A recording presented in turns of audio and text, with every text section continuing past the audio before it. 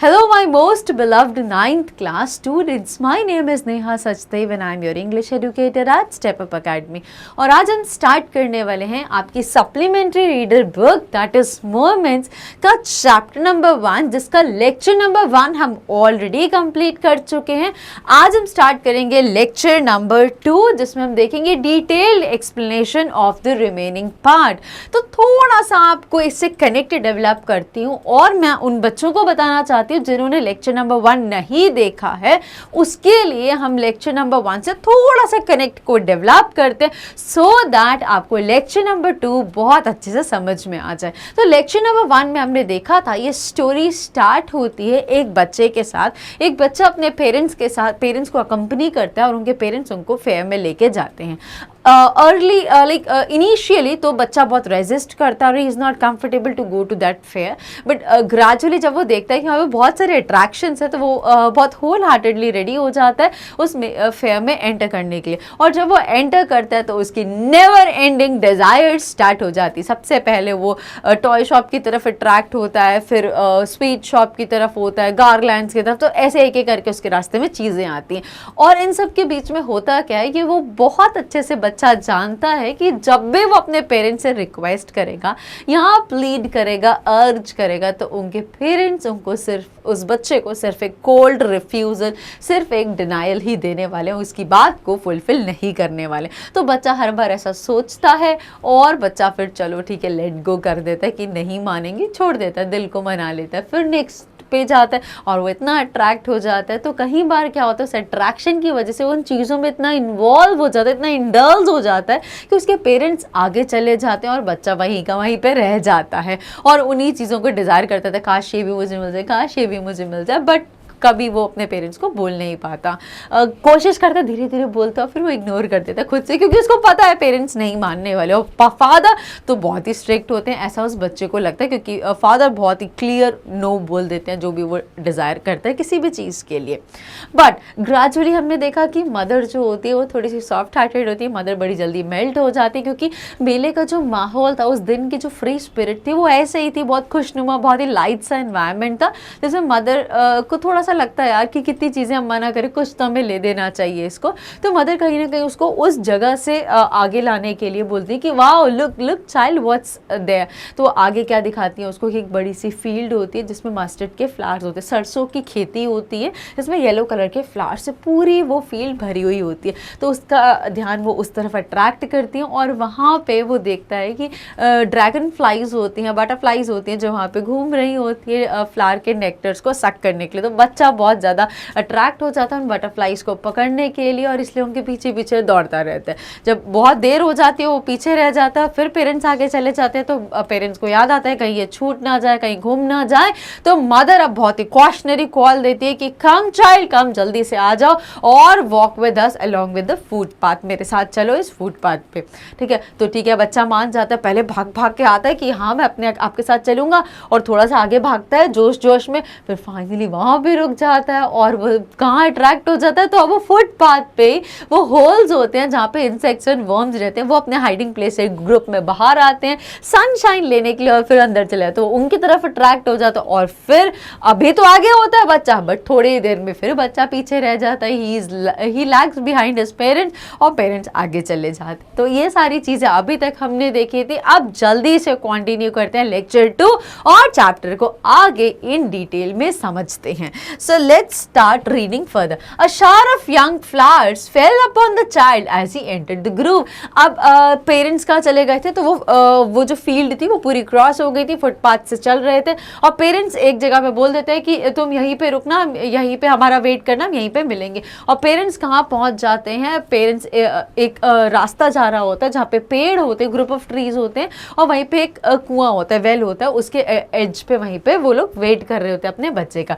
तो वहाँ पे जब वो लड़का आ जाता है तो क्या होता है, शार of young flowers. Young flowers किसको बोला गया, जो बहुत छोटे छोटे अभी खिले ही होते हैं जो फ्लावर्स। अशार मतलब वो बिल्कुल ऐसे से करके जब ऐसे गिरने लग जाते हैं, बिकॉज बारिश का सीजन था, विंटर्स अप्रोच करे तो बहुत ठंडी हवाएं चलती हैं, जिससे जो बिल्कुल ताज़े ताज़े जो फ्रेश फ्लावर्स थे वो गिरने लग जाते हैं। So a shower of young flowers fell upon the child as he entered the grove. तो ग्रूव किसको, उसी को बोला गया कि shades of the group of trees, right. And forgetting his parents he began to gather the raining petals in his hands. और क्या करता है वो बच्चा, भूल जाता है इस चीज को, फॉरगेटिंग हिज पेरेंट्स, अपने बच्चों को भूल जाता है, and began to gather the raining petals in his hands. अब यहाँ पे रेनिंग पेटल्स किसको बोला है, जब वो जो फ्रेश फ्लावर्स होते हैं जब वो ऊपर पेड़ों से गिर रहे होते हैं तो उनकी पत्तियां जो पंखुड़ियां होती हैं, एग्जैक्टली पेटल्स होते हैं फ्लावर के। लीफ क्या होता है, पत्ती जो पेड़ पौधों की होती है।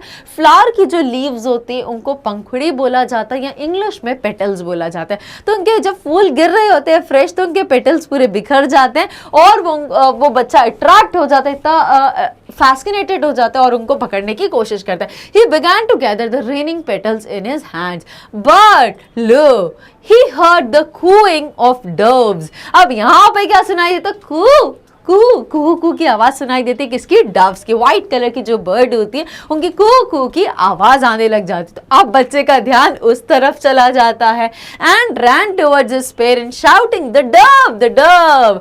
The raining petals dropped from his forgotten hand. और उसने जो वो पेटल्स जो इकट्ठे करे थे, जो गिर रहे थे बारिश के जैसे नेचुरली जो गिर रहे थे, उन पेटल्स को अपने हाथ में पकड़ा हुआ पेरेंट्स के साथ रश करता गया, बताने के लिए कि पेरेंट्स मुझे एक बर्ड की आवाज आई, दैट इज डव की आवाज आई है जो खू खू की आवाज करी। इतना अट्रैक्ट हो जाता है और भूल जाता है कि उसके हाथ में पेटल्स थे और वो कहीं ना कहीं गिर जाते हैं उसके हाथों से।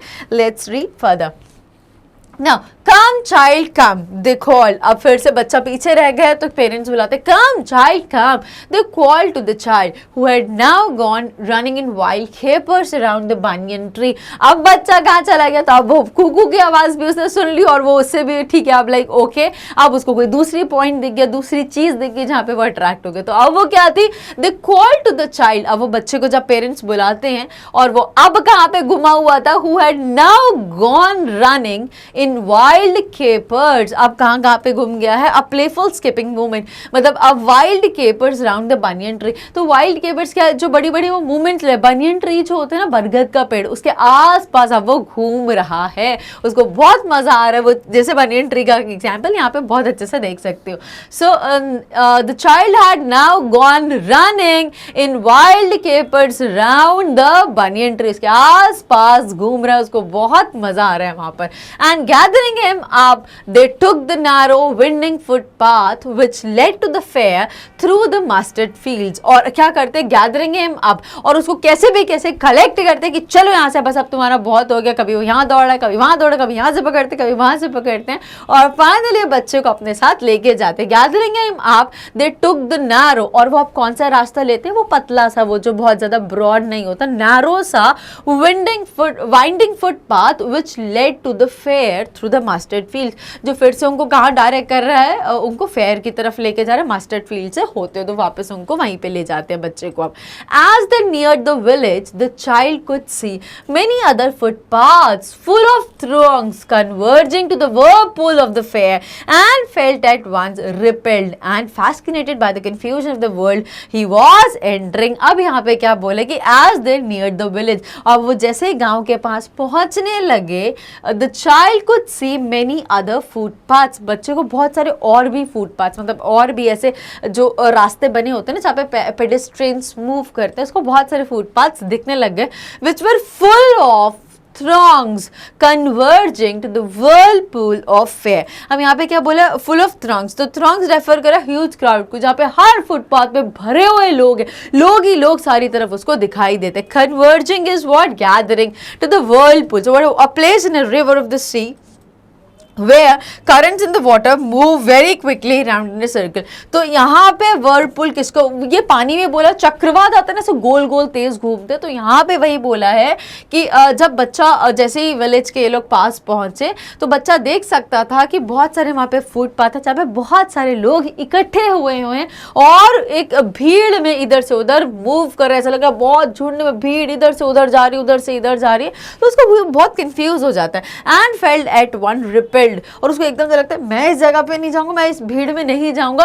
And then he was fascinated by the confusion of the world he was entering, और फिर एकदम से अट्रैक्ट हो जाता है, कहाँ पे अट्रैक्ट हो जाता है, bye the confusion of the world he was entering. So what is the confusion of the world, कि वो जो मेला जो फेयर जो जगह होते हैं वहाँ पे कितना कंफ्यूजन होता है, कहाँ से कौन आ रहा है कहाँ जा रहा है, बिल्कुल क्रिस क्रॉस ऐसा कहीं पे कुछ चीजें। तो फाइनली वो वहाँ पे रेडी हो जाता है उस फेयर में एंटर होने के लिए।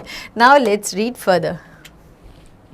A sweetmeat seller hogged गुलाब जामुन, रसगुल्ला, बर्फी, जलेबी। अब जैसे ही वो एंटर करता है, अब यहाँ पे सीन एक्चुअली स्टार्ट हो रहा है फेयर का, जब वो जाता है। So a sweetmeat seller, अभी ये कौन सा, अभी हम देख रहे थे जो अभी उसकी जर्नी शुरू हुई थी, वो रास्ते में ही चीज़ों से इतना ज़्यादा अट्रैक्ट हो रहा था, तो अब फाइनली वो लोग फेयर में एंटर हो जाते हैं। So a sweetmeat seller hawked gulab jamun, rasgulla, barfi and jalebi. What is hawk? To make a sound as which is usually written as haw, hemmed and hawed, ऐसे before answering, to hesitate in speaking, ऐसे hogged, ऐसे like आवाज़ें दे रहे थे, ओ ऐसे ओ भैया ओ ये ले लो, ऐसे करके आवाज़ देते हैं ना, तो ओ का ऐसे साउंड कर रहे थे कुछ अट्रैक्ट करने के, ओ ले लो गुलाब जामुन, ऐसे ऐसे करके कुछ बोल रहे होंगे, right. So a sweetmeat seller hawked, ऐसे ओ करके अट्रैक्ट कर रहे थे कि कुछ इनके पास भी प्लीज यहाँ पर आ जाइए। तो सबसे पहला क्या अट्रैक्शन दिखता है बच्चे को? गुलाब जामुन, बर्फी, रसगुल्ला, ठीक है, and jalebi. At the corner of the entrance and a crowd pressed around this counter at the foot of an architecture of many coloured sweets decorated with leaves of silver and gold. तो यहाँ पे क्या पता चला कि जैसे ही वो लोग एंटर होते हैं उस फेयर में, तो सबसे पहले कोने पे ही उनको दिख जाता है एक स्वीट मीट। अब स्वीट मीट किसको बोला गया? एक्चुअली स्वीट मीट जो वर्ड है ना, इसका ओरिजिन मतलब ये क्या है मैं बताती हूँ। तो दिवाली के टाइम पे वो जो मीठे मीठे हम जो खिलौने खाते हैं ना, जो पतासे और वो एक और पिंक येलो ऐसे कलर के जो वो आते हैं स्वीट मीट, उनको बोला जाता है, जो मुरमुरे के साथ जो मिलते हैं एग्जैक्टली, ठीक है। तो शुगर की बनी हुई एक खाने की चीज़ होती है, उसको स्वीट मीट बोला जाता है। बट यहाँ पे स्वीट मीट सेलर किसको रेफर कर रहा है? उस दुकानदार को, उस बेचने वाले को जो कोई मीठी खाने की चीज़ें सेल करते हैं, जैसे कि गुलाब जामुन, रसगुल्ला, बर्फी और जलेबी। तो at the corner of the entrance, मतलब जैसे फेयर का जो एंट्रेंस होता है उसी के वहीं पे कॉर्नर पर, and a crowd pressed around this counter, और पूरी की पूरी भीड़ उमड़ी हुई थी, मतलब पूरी की भीड़, वहां पे बहुत सारे लोग कलेक्ट हो गए थे उस स्वीट मीट सेलर के काउंटर पर। At the foot of an architecture of many coloured sweets, और कहाँ पे? At the foot of an architecture, और वो जहाँ पे उसने आर्किटेक्ट पूरी अपनी डिजाइनिंग करी हुई थी कि यहाँ पे लोग आएंगे टोकन के लिए या अमाउंट के लिए, फिर उनको मिठाई दी जाएगी, तो वहाँ पे पूरे लोग वहाँ पे इकट्ठे हो जाते हैं।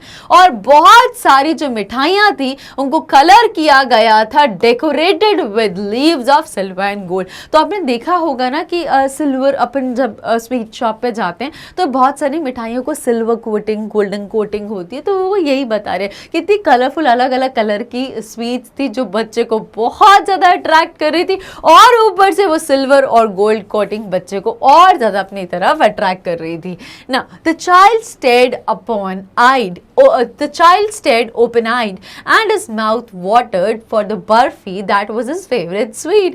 अब मतलब इसको देख के किसके मुंह में पानी नहीं आएगा? मुझे तो बहुत भूख लग रही है, ऐसा लग रहा है कि गप गप करके सारे खा लूं। ऑफ कोर्स राइट, ठीक है। तो वो तो छोटा बच्चा यार, बच्चों को तो मिठाइयाँ बहुत ज्यादा अट्रैक्ट करती होंगी, मन पसंद होती हैं। So now the child state open eyed, अब बच्चा बिल्कुल ऐसे घूर घूर के देख रहा है कि अब मेरे मुंह में आएगी बर्फी, अब मेरे मुंह में गुलाब जामुन आएगा और अब रसगुल्ला आएगा। The child state open eyed and his mouth watered for the barfi that was his favourite one. I want that barfi, he slowly murmured. अब उसे धीरे से ऐसे फुसफुसाया, मुझे भी वो बर्फी चाहिए, like I want that barfi. अब वो उसको पता था अगर वो बहुत जोर से बोलेगा तो पेरेंट्स रिफ्यूज कर देंगे, या धीरे भी बोलेगा तो रिफ्यूज ही करेंगे, तो इसलिए वो बोलता है कि मैं शायद वो लोग सुन ले और मुझे ले दे, so I want that barfi, ऐसे, so I want that barfi. He slowly murmured but he half knew, उसको अच्छे से पता थी ये बात, लाइक पार्शियली पता थी बट उसको इनफैक्ट अच्छे से पता थी। As he begged that his plea would not be heeded because his parents would say he was greedy। अब वो बच्चा ये बात को काफ़ी अच्छे तरीके से जानता था कि जैसे ही उसने उस चीज़ के लिए बेग करा, उसको रिक्वेस्ट करा उस चीज़ के लिए, तो उसकी जो रिक्वेस्ट है, उसकी जो प्ली है, उसकी जो अर्ज है, that would not be heeded, like उसके वर्ड्स को कोई अटेंशन नहीं मिलने वाला है, क्योंकि उसके पेरेंट्स ऐसा बोलेंगे, क्या लालची इंसान, जहाँ जाते हो खाने की चीज़ मांगने लग जाते हो, अभी तो घर से खा के आए थे, अभी कुछ नहीं मिलेगा। So without waiting for an answer he moved on। तो बिना ये वेट करे कि यार पेरेंट्स शायद हाँ बोले ना बोले, पता है ना ही बोलेंगे, तो वो धीरे धीरे वहाँ से बर्फी शॉप से आगे चलने लग जाता है। Now let's read further. A flower seller hugged a garland of gulmohar, a garland of gulmohar। अब थोड़ा सा आगे जाते हैं, एक शॉप से तो बच जाते हो। सबसे पहले देखो हमें ये सीक्वेंस पता होना चाहिए, कौन कौन सी शॉप्स आए वो बच्चे के रास्ते में जब स्टार्टिंग में उसने फेयर में एंटर करा। तो सबसे पहले कौन सी शॉप देखी अभी हमने अभी स्वीट मीट सेलर से मिले, जहाँ पे हमने क्या देखा, रसगुल्ला, गुलाब जामुन, जलेबी और वो चाइल्ड की सबसे फेवरेट दैट इज बर्फी। तो अब जब वहाँ से उसकी मदर उसको थोड़ा सा आगे लेके आती है, तो अब वो किसकी तरफ अट्रैक्ट हो जाता है, फ्लावर सेलर। वहाँ पे एक फूलों को बेचने वाला, फूलों की माला बेचने वाला एक इंसान था, ठीक है। So a garland of gulmohar, a garland of gulmohar, वो क्या बोल रहा था कि किसकी मालाएं बेच रहा था, गुलमोहर जो फूल होता है उसकी मालाएं बेच रहा था। द चाइल्ड सेम इररेजिस्टेबली ड्रॉन, और बिना अपने आप को बिल्कुल कंट्रोल नहीं कर पा रहा, और उसकी तरफ वो अट्रैक्ट हो जाता है उन फूलों की माला की तरफ। He went towards the basket where the flowers lay heaped and half murmured। और वो उस तरफ चला जाता है, he went towards the basket, उस बास्केट की तरफ चला जाता है जहाँ पे where the flowers lay heaped, जहाँ पे फ्लावर्स ऐसे ही वो ऐसे यू नो बंच में ऐसे एक के ऊपर एक हीप बना के ऐसे पूरा बंडल जैसा रखे हुए थे। तो वो इतना अट्रैक्ट हो जाता है और उसकी तरफ चला जाता है और धीरे से बोलता है, आई वॉन्ट दैट गार्लैंड, काश मुझे गार्लैंड मिल जाए, मुझे गार्लैंड चाहिए। धीरे से बोलता है क्योंकि वो जानता है, but he well knew his parents would refuse to buy him those flowers because they would say that they were cheap. So without waiting for an answer he moved on. अब उसको ये भी पता था कि वो यही बोलेंगे, क्या करोगे इन फ्लावर्स का, ये तो अभी इतने महंगे लोगे और ये फिर मुरझा जाएंगे, फिर ये खराब हो जाएंगे, तो क्या सेंस है लेने की, ये बहुत चीप है, हमें नहीं चाहिए ऐसे वाले, चलो आगे चलो। तो बिना कुछ बोले और वेट करे वो वहाँ से भी थोड़ा सा आगे चला जाता है। यहाँ से आगे जाता है, अब कहाँ रुकता है, जल्दी से देखते हैं।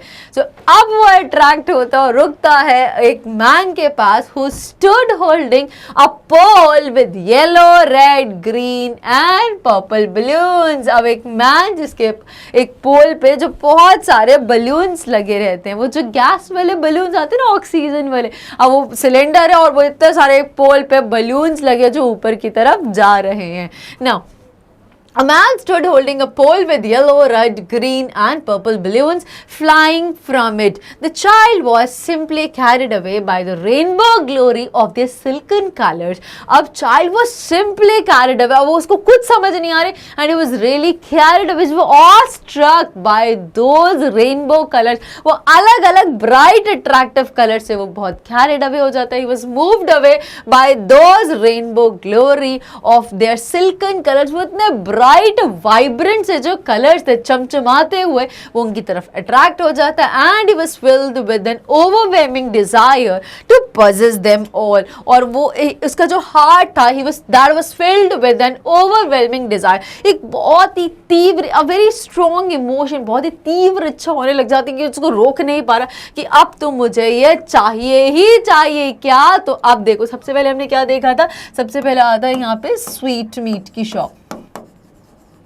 उसके बाद हमने क्या देखा, आती है गार्लैंड की शॉप, फ्लोरिस्ट होता है, उसके गुलमोहर की गार्लैंड्स देता है। फिर अब हमने थर्ड देखा बलून्स, ठीक है, अब नेक्स्ट देखते हैं। The child was simply carried away by the rainbow glory of the silken colours and he was filled with an overwhelming desire to purchase them on, but he well knew his parents would never buy him the balloons because they would say he was to old. आप बहुत बड़े हो गए, बच्चे हो गए जो balloon के साथ खेलोगे, to play with such toy. So he walked on further. तो वो सोच लेता है कि वो लोग यही बोलेंगे, बच्चे हो क्या, बच्चे खेलते हैं बलून के साथ, तुम तो इतने बड़े हो गए हो, अब थोड़ा ना बलून के साथ खेलोगे, चलो चलो चलो। तो वो ऐसे ही अपने आप को बोलता, धीरे से बोलता है, आई वांट दैट बलून्स, और फिर से उसका आंसर उसके दिमाग में आ जाता है और वो धीरे से बिना कुछ बोले वहाँ से चलने लग जाता है।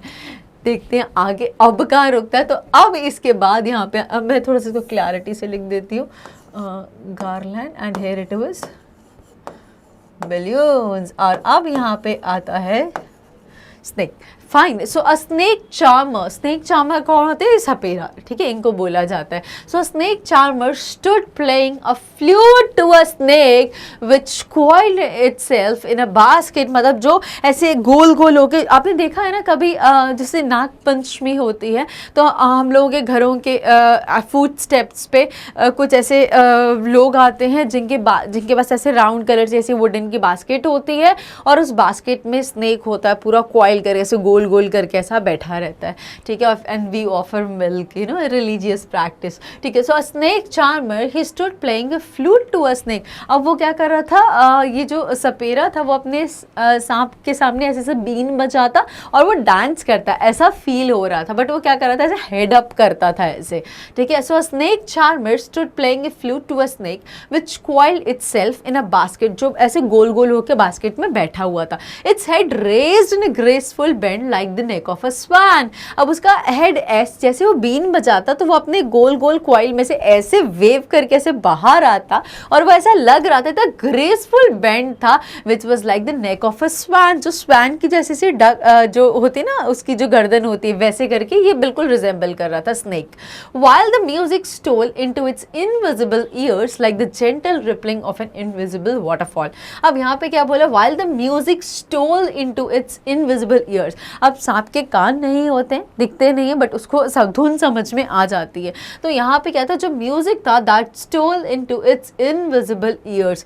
अब वो जो म्यूजिक था वो सांप को कैसे समझ में आ रहा था, दोस्त के कान तो नहीं होते तो उसको म्यूजिक कैसे, जैसे उसके बिना दिखने वाले कान जो होते हैं तो उसको समझ तो आ जाती है, तो जैसे वो म्यूजिक उसके कानों में जा रहा था वैसे कैसे उसको इस चीज को रिजेंबल किसके साथ किया, like the gentle rippling of an invisible waterfall. तो व्हाट इज रिपलिंग, जल्दी देखते हैं, अ स्मॉल वेव, तो जैसे पानी में स्मॉल रिपल्स होती है, so where I was, yes, so a gentle rippling of an invisible waterfall. अब मान लीजिए यहाँ पे कुछ वाटर है, ठीक है, वो पानी इकट्ठा हुआ, उसमें जो बहुत ही जेंटल सा जो रिपल होता है, एक छोटी छोटी सी जो वेव आती हैं और फिर वो वेव चली जाती है, मतलब पानी में कोई अगर आप एक बूंद गिराओ या एक कुछ ऐसा पॉन्ड है उसमें पानी अगर गिराएं, हम कुछ बूंद गिराएं कुछ गिराएं तो उसमें वेव्स आती हैं साइलेंटली और वो गायब हो जाती है। तो इस तरीके से वो यहाँ पे बता रहे कि इनविजिबल ईयर्स में वो म्यूजिक जा रहा था और वो उसको परफॉर्म कर रहा था। Then the child went towards the snake charmer,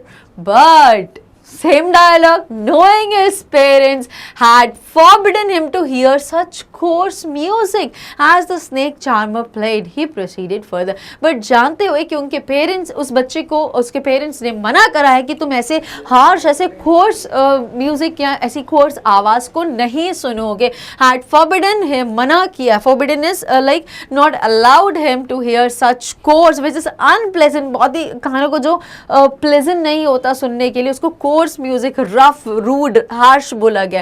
as the snake, जैसा कि स्नेक चार्मर प्ले कर रहा था वैसा म्यूजिक सुनने के लिए मना कर रहा था और वो ये जानता था इस बात को कि वो लोग तो मना ही करेंगे, बोला था ना तुम्हें बेटा कि वहां पे नहीं जाना, फिर भी तुम गए, चलो अब यहाँ से सीधे चलो। तो ये सब खुद से सोच लेता है, समझ लेता है और धीरे धीरे वहां से आगे चला जाता है बिना कुछ डिमांड करे।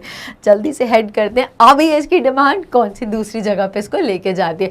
There was a round about in full swing, men, women and children carried away in whirling motion, shrieked and carried with dizzy laughter. अब यहाँ पे क्या आता है, राइड्स. तो ये बेस्ट पार्ट है फेयर्स में. मेले में झूले नहीं हो तो मेला कंप्लीट ही नहीं होते, और बहुत सारे लोगों को इसका बहुत बड़ा क्रेज होता है. People are crazy for swings and rides. तो यहाँ पर हमारा बच्चा तो वैसे ही क्रेजी है, तो जल्दी से देखते हैं कैसे एक्सपीरियंस करते हैं इन चीज़ों को. There was a round about in full swing, मतलब पूरे फुल स्विंग में राउंड अबाउट थे, गोल गोल, वो जो कोलंबस जैसे बड़े बड़े जो हम बोलते हैं उसको. ठीक है. So main, women and children carried away in whirling motion, मतलब गोल गोल में पूरे उनको झुलाया जा रहा था, से जोर जोर से. shrieked and carried with dizzy laughter. So what is shriek there? To make a short loud noise in a high voice. आओ, जब डर लगने के कारण जो चीखने और दबी हुई भी होती है और चीखने की आवाज़ भी आती है. So लोग वहाँ पे जो जब ऊपर से जब झूला आता है तो बटरफ्लाइज इन द स्टमक वाली फीलिंग आती है और ऑटोमेटिकली चीख तो निकल ही आती है. So they were shrieked and cried with dizzy laughter. So what is dizzy here? Feeling as if everything is turning around and that you might fall. What dizzy, जैसे सिर चकराता है ना, ऐसे गोल गोल गोल गोल घूम के अगर आप उतरोगे तो एकदम से आप स्टेबल नहीं हो पाते, आपको लगता है अभी भी ऐसे ऐसे घूम रहे हो. तो वो हंस भी रहे थे और वो कहीं ना कहीं डर भी रहे थे अभी. ठीक है. सो shrieked and cried with dizzy laughter. The child watched them intently. और बच्चा बहुत ध्यान से उन चीज़ों को देख रहा था, बहुत केयरफुली चीज़ों को देख रहा था. And then he made a bold request. और अब उसने सिर्फ एक छोटी सी प्लीड रिक्वेस्ट या अर्ज नहीं करी, या धीरे से वो उसने मर्मर नहीं करा, उसने एक बहुत बोल्ड रिक्वेस्ट करी. अब तो कुछ भी हो जाए, मुझे ये झूलना झूलना ही झूलना है. So and then he made a bold request. I want to go on the round about, please father and mother. तो अब मुझे इस गोल झूले में झूलना है, please allow me to take a ride in this roundabout. ठीक है. There was no reply. और अब पेरेंट्स का कोई रिप्लाई नहीं आता है. He turned to look at his parents. They were not there ahead of him. He turned to look on either side. They were not there. He looked behind. There was no sign of them. अब यहाँ पे हमारी story लेती है U turn. जब वो सारी जगह देख लेता है, वो मिठाई की दुकान पे, फूलों की दुकान, बलून, स्नेक चार्मर, वो झूला, अब फाइनली इतनी सारी जगहों पर रिक्वेस्ट वो खुद से ही करता है, मामा करता है, और फिर उसको पता है कि उसके पेरेंट्स क्या बोलने वाले, तो खुद से वो दिल को मना लेते हैं और आगे मूव करने लग जाते हैं. और फाइनली ऐसा करते करते जब वो लास्ट प्लेस पे आता है जहाँ पे बड़ा सा राउंड अबाउट सा जो राइड होती है, तो वहाँ पर वो अपने आप को रोक नहीं पाता और अपने पेरेंट्स के आगे फिर से एक बहुत ही बोल्ड रिक्वेस्ट करता है. और क्या बोलता है, there was a bold request करता है कि I want to go on to the roundabout, please father and mother. अब जब वो ऐसा बोलता है तो पीछे से कोई रिप्लाई नहीं आता. There was no reply. He turned to look at his parents. अब उसको पता था यहाँ तो वो ना तो बोलेंगे ही बोलेंगे, हाँ तो नहीं बोल देंगे. तो वो जब कोई रिप्लाई नहीं आता तो पीछे पलट के देखता है. So he turn to look at his parents. They were not there ahead of him. वो लोग उसके पीछे नहीं थे वहाँ पे, ना उसके आगे थे. He turn to look on either sides. फिर अपने दोनों साइड्स पे देखता है कि अगर पीछे नहीं है, आगे नहीं है, यहाँ पे देखता है अगल बगल, आगे पीछे, वो चारों डायरेक्शन में सारी जगहों पर देख लेता है, बट उनको आसपास अपने पेरेंट्स कहीं पे भी नजर नहीं आते. They were not there. He looked behind. There was no sign of them. और फिर बहुत पीछे देखता है, कहीं पीछे तो नहीं छूट गए, मैं आगे आ गया होऊंगा. तो बट कहीं दूर दूर तक उसको अपने पेरेंट्स दिखाई नहीं देते हैं. और यहाँ पे जो बहुत ही हैपनिंग सा टाइम हो रहा था, जहाँ पे बच्चा हर दूसरी चीज से इतना ज्यादा अट्रैक्ट हो रहा था, अब सडनली चीज़ें बहुत ज़्यादा चेंज हो रही हैं और बच्चा अब बहुत ही ज़्यादा डर रहा है और वो ज़ोर ज़ोर से रोने लग रहा है. Fine, because he missed his parents. जल्दी देखते हैं आगे क्या हुआ. A full deep cry rose within his dry throat, and with a sudden jerk of his body, he ran from where he stood, crying in real fear, "Mother, father!" Tears rolled down from his eyes, hot and fierce. His flushed face was convulsed with fear.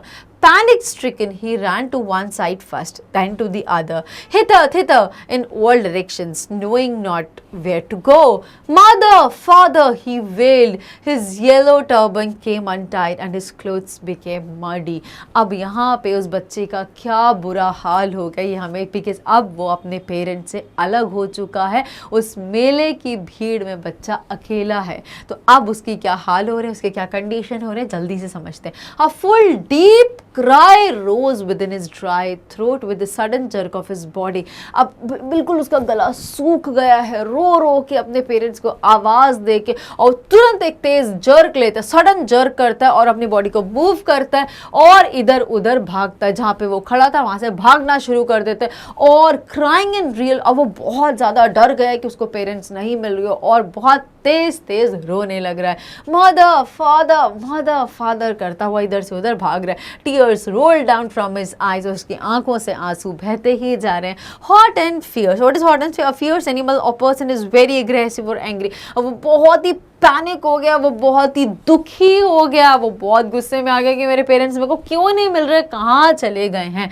Hot and fierce, his flushed face was convulsed with fear. So flushed मतलब रो रो के उसकी शक्ल वैसे ही आधी हो गई थी, and that was convulsed with fear. So to make a sudden violent movement in somebody's body to make this movement, ठीक है। So his flushed face was convulsed with fear, उसका जो बिल्कुल चेहरा उतर गया था उस पर और डर बिल्कुल उस पर छा गया। अब उसके चेहरे पे देख के ही लग रहा है कि वो बहुत ज्यादा डरा हुआ है, बहुत घबराया हुआ है।